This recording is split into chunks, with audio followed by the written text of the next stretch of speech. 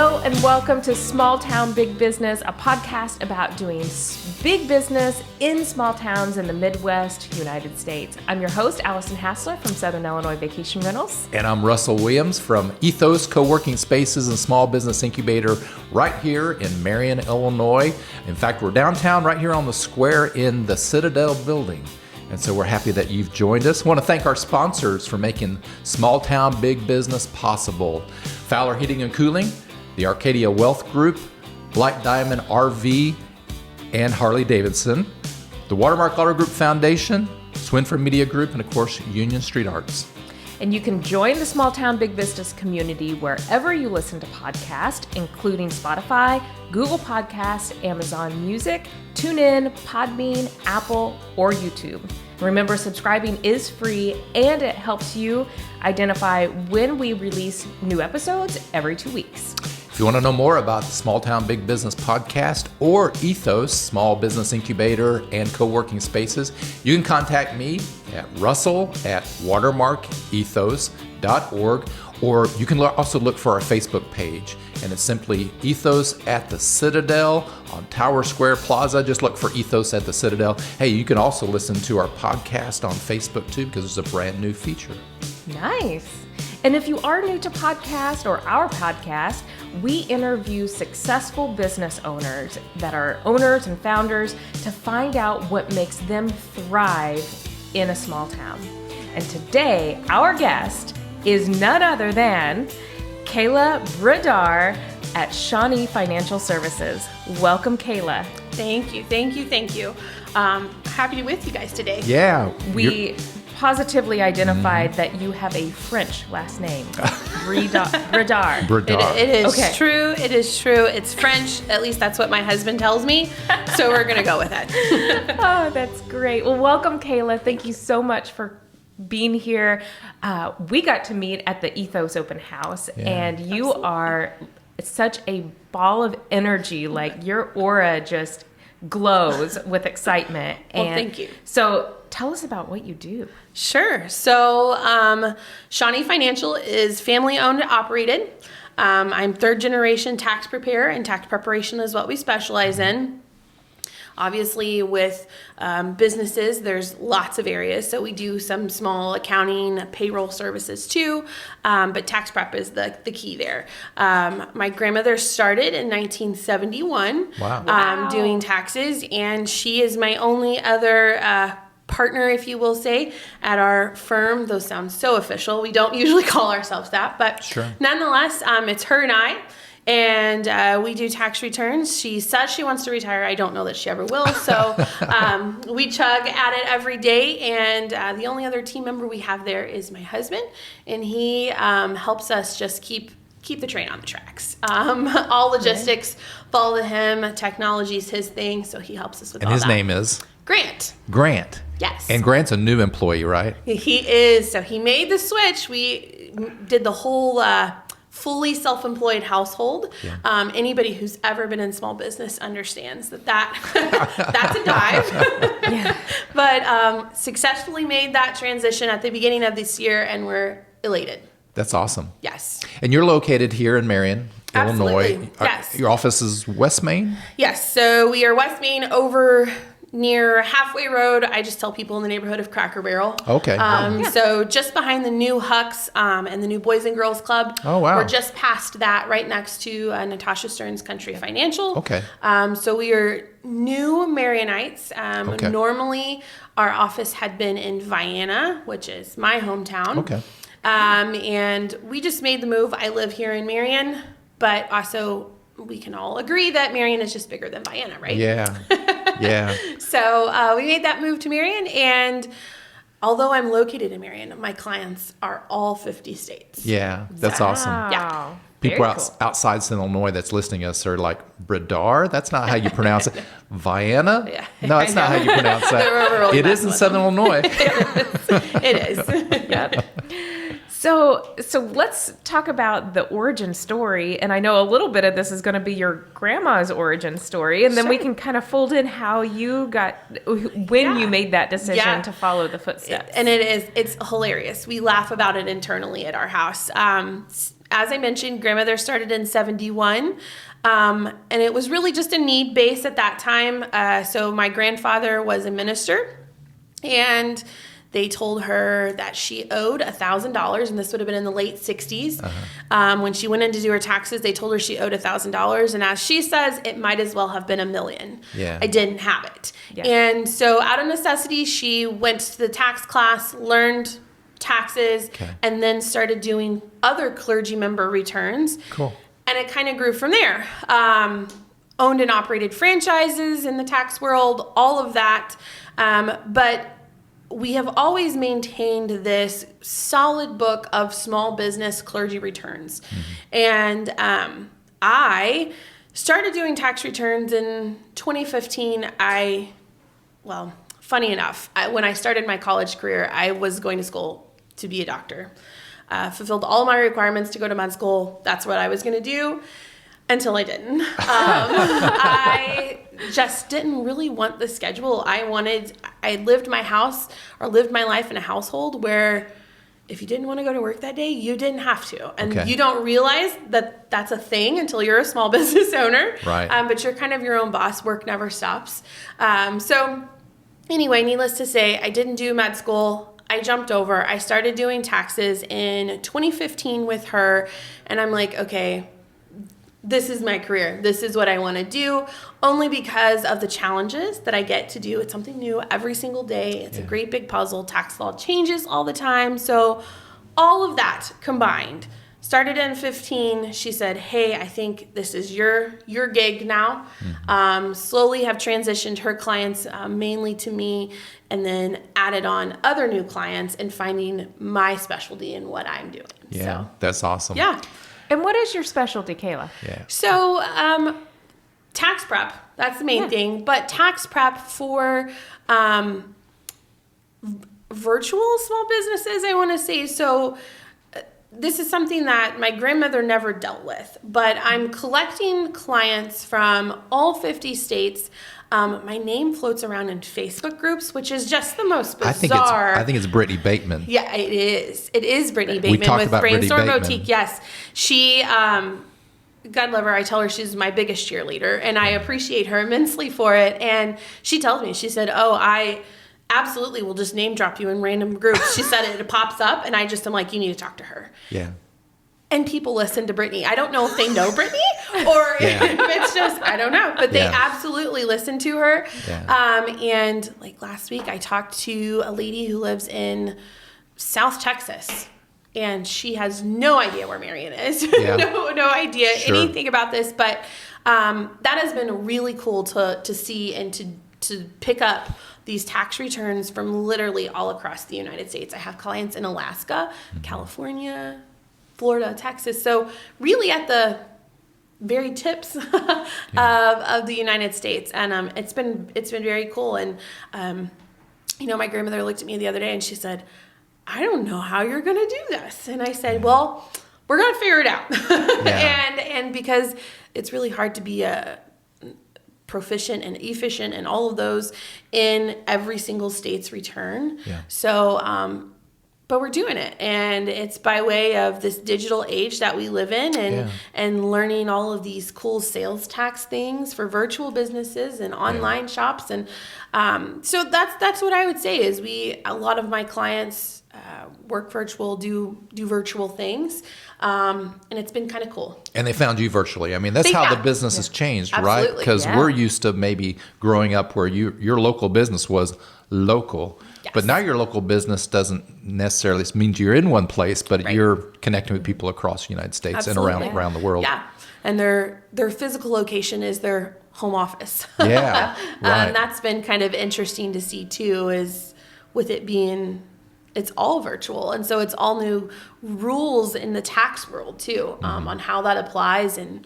where you pay taxes and how you pay taxes. Super cool. Yeah, I just got my PayPal letter. Did we all got our PayPal 1099 letter? 1099. Yeah, that's different, isn't it? Yeah, it is, and that's something I don't think people they don't even know it's coming. Yeah, right. Yep. Or Venmo and the Cash App and all of those things. Any third-party payer. Yeah. Now, that's not till 2023, right? So, yes, technically that is when the law is full force enacted. What I have seen just in the last few weeks is that they are going ahead and all of those third-party providers are sending them out now. Okay. And I would say that there's probably some gray area in, what do you do with those for this year as far as a tax preparer goes. But I have been advising any of my clients, we need to have that conversation now. How did that money land and trickle through PayPal, Venmo, etc. Because, some people have yard sales and that's just their proceeds from the yard sale. And, what's the proper way to handle that? And how do we manage that from now on? Yeah. So it's creating unique conversation for sure. Well, and people don't have checks. That's right. They'd rather pay online. Yes. So for my business, most people insist they're just going to pay online, either because they have a company card or it just makes so much easier for them. Because I insist, you can bring me cash, you can bring me a check, but they don't. It never works. Yep. Yeah. No, I absolutely agree. I know when people pay me too, it's funny. I can tell who was a client of my grandmother versus who is my client. Like it's very very staunch different. They're like, I'll just send you a check in the mail, honey, which is fine. Like I totally don't mind. And mine are like, what? What's your PayPal handle, Kayla? Yeah. Like Let's not talk about our ages. We'll move on. I love it. Well, what is your favorite part about being a business owner? So I love the challenge. Every day is a battle against yourself. No one sits in an office and tells me, I must do this, you can't do that. No one sits in the office and tells me, you're only going to make this much an hour, this much. I set my own limits. I control my own boundaries. I know that if I'm working hard, my hard work pays off. Not only with helping people, but with dividends to myself. And I think that I love the battle against myself. It is truly a battle of self-control, and you motivate yourself. You have to be your biggest cheerleader, and you have to believe in your mission to do small business. And I love getting to talk with other people and other small businesses. I think, there are amazing people all around us. And I think sometimes we hear and we see all the negativity, but it's so refreshing to see something positive. And I get to see a lot of positive, a lot of other small businesses, success stories. Yeah. And so between those two things, the challenge of, like I said, just small business in and of itself, but then also the people and the stories that I see. Those are my favorites. So, Kayla, I've sent some people to you because we are a small business incubator. Absolutely. And number one question that startup entrepreneurs have is finance, right? And so I've got to send to somebody else that has the content. Sure. And so when people come to you and say, hey, I need my finances straightened out. I need to know what I'm doing. I need to know about the buckets, and I need to know, I don't want to get in trouble with the IRS. I don't know how to set my business up to do it correctly. So what services do you provide in that area? What do you hear a lot? Yes. So one of my big number one things is let's have a conversation. I want to know you as a business owner. Just by having a conversation about someone, you learn a lot about them. You learn what's important, what they're unsure of, what they're for sure of. And that's the first and most important part. And I want them to feel that they can trust me. I tell people all the time, if you don't trust your tax preparer, you're doing it all wrong. We want to help you. That is our job, is to help you. We do not work for the IRS. We work for you. And so trust is a number one key. But just having a conversation and hitting some of the main points, like let's talk about bank accounts. Let's talk about the right way to set up the bank account. And, I get people on all degrees. Some people are like, hey, I read this, and this. Help me understand. And then I have people, they're like, Kayla, all I know is that I'm really good at doing what I'm doing. Help me to legally be able to do what I'm doing. And so we focus on that. But I would say my overall number one hot topic question is, do I need an LLC? Is this what is an LLC? Do I need one? Like in that order. And I like to remind people that it is not essential to start out as an LLC. You know, LLCs do cost money to set up. Small businesses can start with just a DBA certificate at your local courthouse as far as the state of Illinois goes. And I think it's like $25, $35. Okay. And so don't let the fear of not having that money to set up the LLC hold you back. We will get you where you need to go, and I want you to be safe, and I want you to be protected, and that is the point of an LLC, but it shouldn't hold up our entire show. And that's important. Let's bring it down another level. What's a DBA? Yes. And what does that mean? Sure. So DBA, doing business as, I am Kayla, and I can start a business just as Kayla, right? And I think one of my most common things is like a construction fella who comes in and they just know him as Joe Smith, and he's a swell construction fella. Well, Joe Smith can DBA as Smith Construction. So he can do business as Smith Construction if he chooses to have a name for his business. But he can also operate as just Joe Smith. Yep. And that is a sole proprietor. You can operate under your social security number, or you can choose to get the EIN. There are benefits to having that EIN, and it's free. So I, walk people through those steps. But just reminding them, don't make it harder than what it is. Like, I want you to succeed. And if success to you right now is just getting that DBA, then let's do it. That's important. It's really good information to have. Absolutely. Let's also talk about doing business in a small town. Yeah. And how that has affected you and the growth of your business.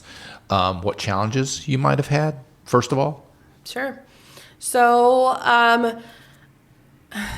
it's funny. The small towns. I was raised in Vienna. There, 1,200 people on the best day. I loved Vienna, but we all would agree that very few people just come to Vienna to do business. So that is a challenge when we're talking about physically the coming into your business. And I see some businesses struggle. They love Vienna, they want to support Vienna, and there's nothing wrong with that, but understanding the limitations that you set for yourself and doing some of that. So that can sometimes be an issue. But it's funny, when my grandmother started this, she actually lived in central Illinois. So she lived Sparta, Macomb, and then was in Taylorville for a good majority of time. And when she decided to move into a franchised tax preparation service, they didn't originally want to sell her the franchise. They said, "You're in small town, that will never work." And she said, "No, listen, I know how to make business work in a small town. I feel very confident in my skills." And long story short, she did convince them to let her, and they did grow their small business. So yes, there are limitations in small towns, but there's also a ton of possibility in small towns. And I think it's important to realize real businesses, real people carry out real life every single day. So I don't know. I kind of see it as a strength in a weird way. Like, it's really hard for me to say, oh, this is bad, it's a small town. Other than there just being like a physical limitation on the number of people in this town. But I just told you, my business is growing crazy virtually, and I don't see it as a bad thing that I'm in a small place. Yeah. I like it. So. Great. Yeah. Also talk about what the small town provide. You say it's kind of great to be here, but have you received support locally? Absolutely. So Marion, in my mind, is a very business-friendly city. If I'm picking a place in Southern Illinois, I love Marion for businesses. Why is that? I think a lot of it comes from the top down, right? Mayor Absher has had a successful business in this town for quite some time. And that's a known fact. And I think that it speaks volumes. He he was once much smaller than he is now, his businesses were. And I think you can still feel that in his treatment of small businesses. He wants your business to succeed. He wants to see you grow. I think the creation of Ethos and this is fantastic. That is just yet another resource that he and other community members have put in a toolbox for someone who's just starting out. I know for a long time there was really only small business incubator at SIU in Carbondale, and they did great work. Had some really good quality friendships and business members that came out of that. But realizing that business expanded well beyond Carbondale, and sometimes it's hard to bridge the gap between Carbondale, Marion, and all these other places. You need some of that stuff locally in your town, just down the street. Yeah. And I think Marion does a great job at helping other Marion businesses, and I like that. Sometimes it's just connection and trust, isn't it? Yes, it's like we all want to go to somebody that we know that has information that we want to know, but we're going to look at the people that we are in our circle first. That you already know. Or your neighbor's neighbor or your friend's friend, instead of in another town or a stranger that may professionally be awesome at that, but it takes some trust and commitment to Absolutely. do that. Number one. Yeah. Mm-hmm. What is the one tactical resource that for your business you can't live without? Internet. Isn't that like, I feel like that's everybody's answer, but everything, like even our software, I transmit W-2s, 1099s, tax returns, all through the internet. But so much of my growth in my business has came via the internet and those digital things. So that is my number one key. I think it's a kind of a spin on that question is, what things am I seeing less need of?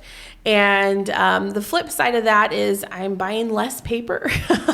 We're finding more ways to store documents virtually and moving to, we use Mayor Networks, which is another local business, but it's desktop hosting. So all of my servers and everything is all virtually. They have a data center. That is an awesome thing to have in Southern Illinois.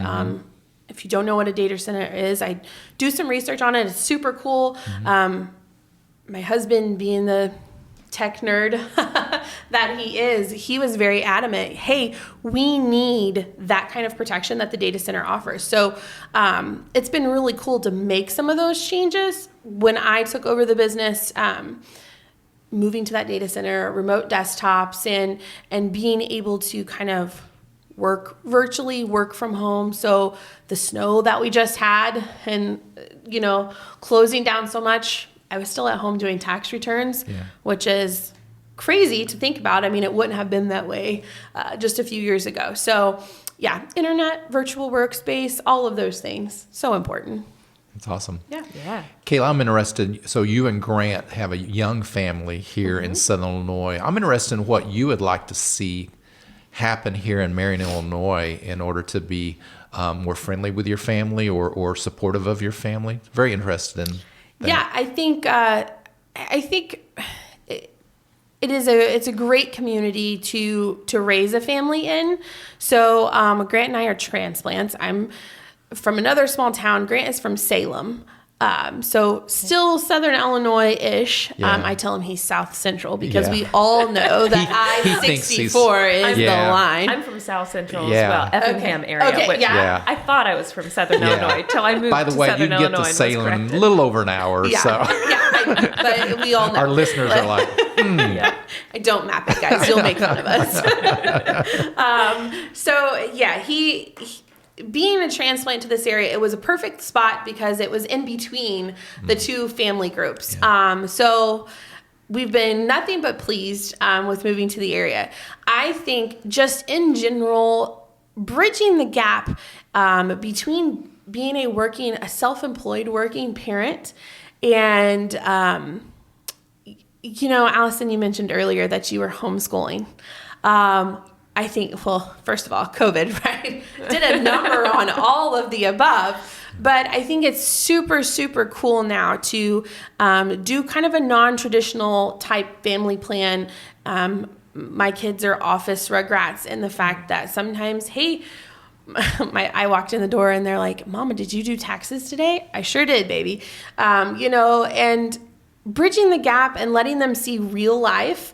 And I think that's just the business community in a whole. Like, I would love to see more, like your coffee networking types things, be friendly to kids. Like, I want my children to see, like, that's what happened to me when I was little, right? I drank the Kool-Aid a long, long time ago of self-employment, and the fact that, hey, this is what we're doing today. We're going to do this, this, and this. And I rode right along with my family. And I know that's happened generationally in my family. Like, my dad rode with my grandpa to go do X, Y, and Z that day. I rode with my dad to go do X, Y, Z that day. And I like for my kids to do that. But I think, too, showing other moms and dads, like, hey, this can be done. You can homeschool, do that and make all of your business dreams come true. Yeah. Bridging that gap, so cool. That's great. Spoiler alert, my kids are in the next door room doing their homework right now because this is our life. We are kind of nomads, and I get what you're saying. It's, we're in a chapter of life and we're like you guys. We don't have family right here in the center community. So we're in that chapter of life where if it's not something family friendly, then we don't show up because we don't have kids that are old enough to babysit themselves, at least not in the evening times and, for prolonged period of times.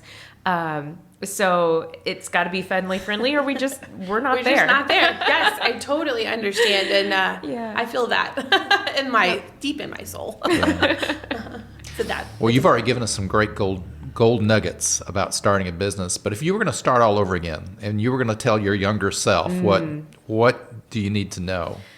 Don't be scared. Yes, it's scary. Yes, every day is a challenge, but it is a risk versus reward, and the rewards are great. I would be here all day long if I told you all of the wonderful things that have came from being self-employed. And starting a small business. And there are, find yourself a cheerleader and a life coach. We have a saying in our house that everyone needs a life coach. There's no shame in having a life coach and someone that you lean on and, you have vent sessions with, because there are bad days.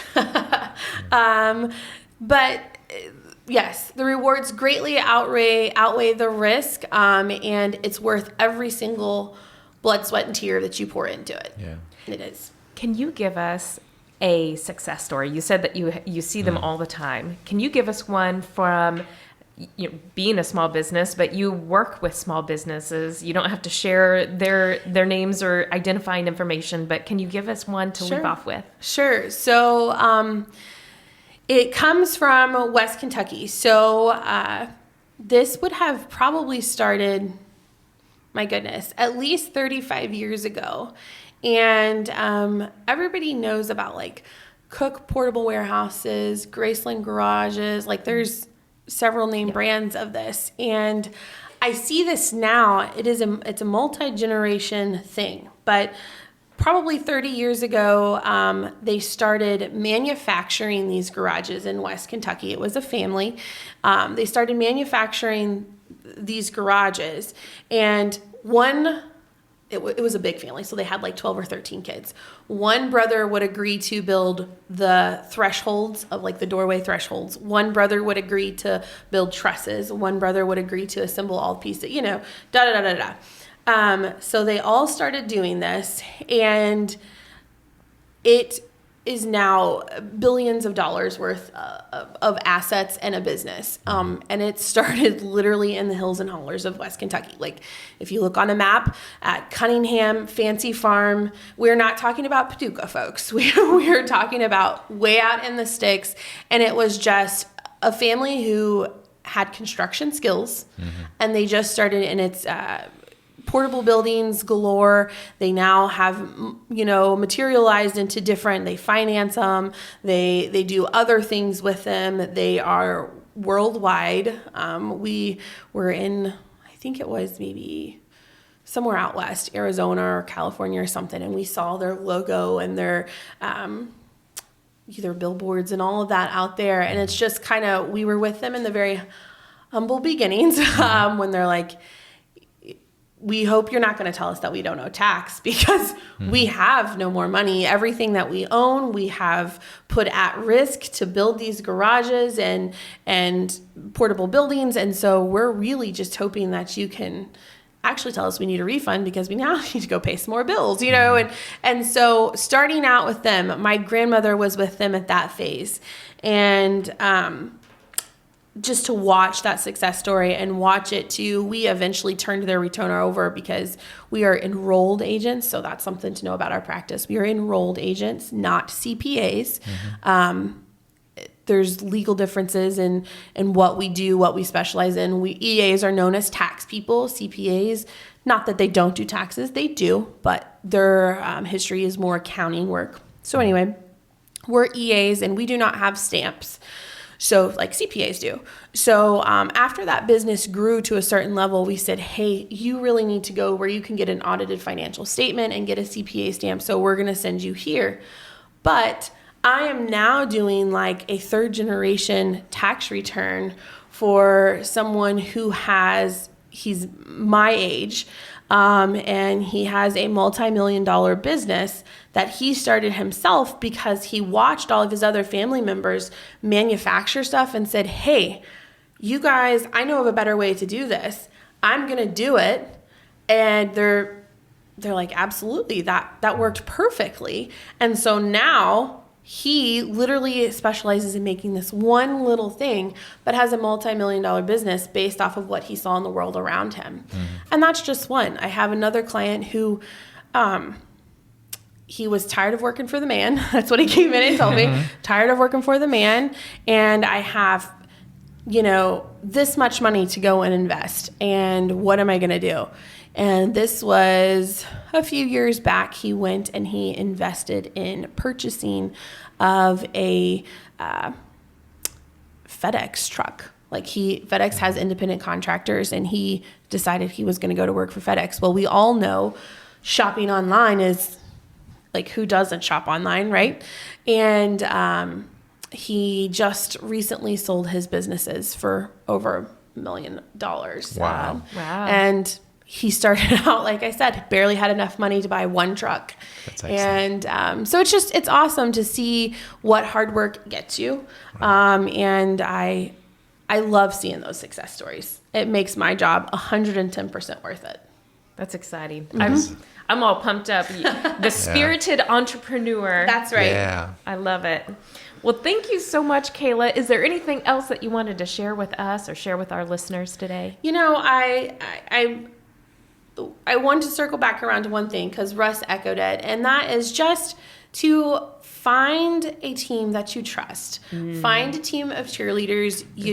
I know it's so cliche, but you really don't need that negativity. Yes, you can take criticism and there can be critiques, and I'm all about that. That's how we get better. But find a team that you can trust. There is a community that wants to support you. I had someone actually that Russ sent to my door not but a month ago, and I looked right at her and I said, listen, I don't have all the answers. I don't have a magic wand. I can't make it happen overnight, but I want you to know that my door is open and I'm your biggest fan. I will help you and I will do anything that I can to see you be successful. And I think just putting together, find yourself a team that really believes in that.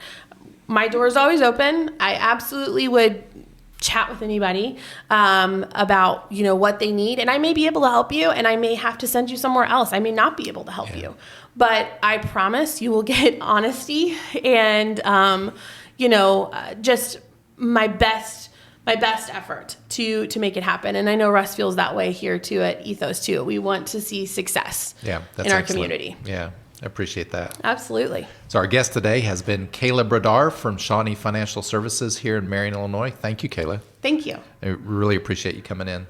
I appreciate it too. Yeah, we want to thank our viewers and watchers and listeners for tuning in for Small Town Big Business. We also want to thank our sponsors once again, Fowler Heating and Cooling, Arcadia Wealth Group, Black Diamond RV and Harley Davidson, Watermark Auto Group Foundation, Swinford Media Group, and Union Street Arts. And a special thank you to our podcast engineer and producer, Luke O'Neill from Union Street Arts. In fact, if you're interested in recording your own podcast or you just have some content that you want to record, reach out to Luke O'Neill at Union Street Arts.